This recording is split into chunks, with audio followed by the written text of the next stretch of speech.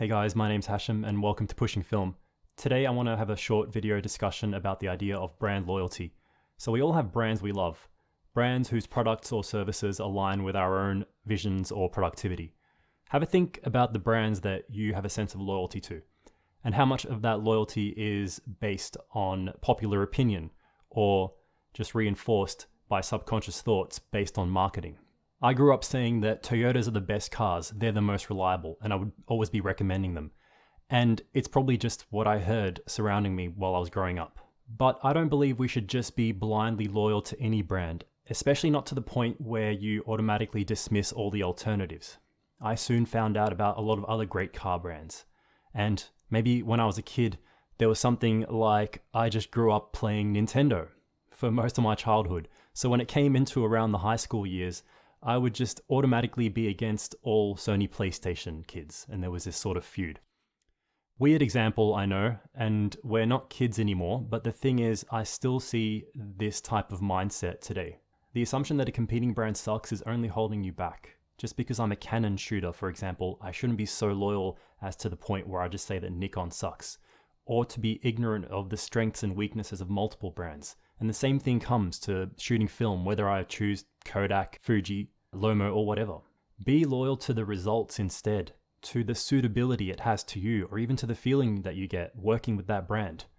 For example, when I worked in retail, I would get customers come in, and if they were to speak about some competing option or brand or ask me about it, I would always just be honest and highlight the strengths and weaknesses of both sides.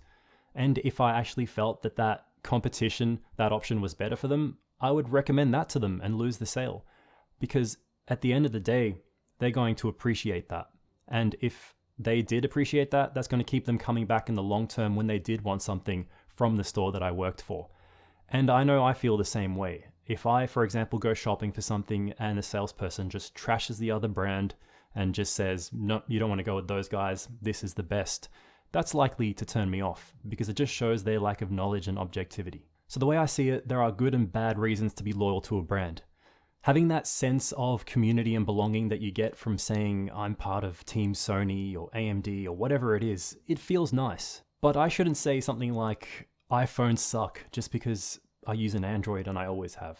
A better reason to have brand loyalty is because the product genuinely suits my needs, or because I want to maybe support a smaller business that I really believe in, because I have that power of choice, or to use my money to vote for a company whose mission statement or ethical choices aligns with my own, not purely based out of obligation, because you can bet that that brand does not feel obligated to you.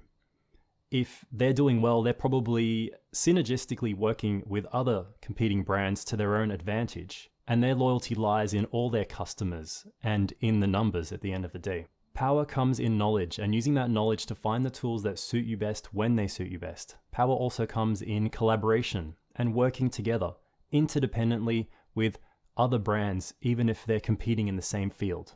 If someone gets triggered just because you're using a certain brand, ask what their reason is. Does their perspective align with yours? A lot of the time it doesn't. Maybe they're just a fan of the only thing they're familiar with.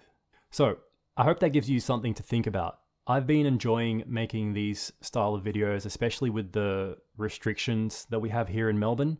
And one of the reasons I wanted to make this is because I often see people just blindly trash competing brands online and having that unhealthy fanboy attitude. Like I said, I used to do this too, but I've since tried to learn better. Don't be dogmatic about something just purely based on what you've heard from others. The point is, it's best to do your own research. It'll broaden your horizons.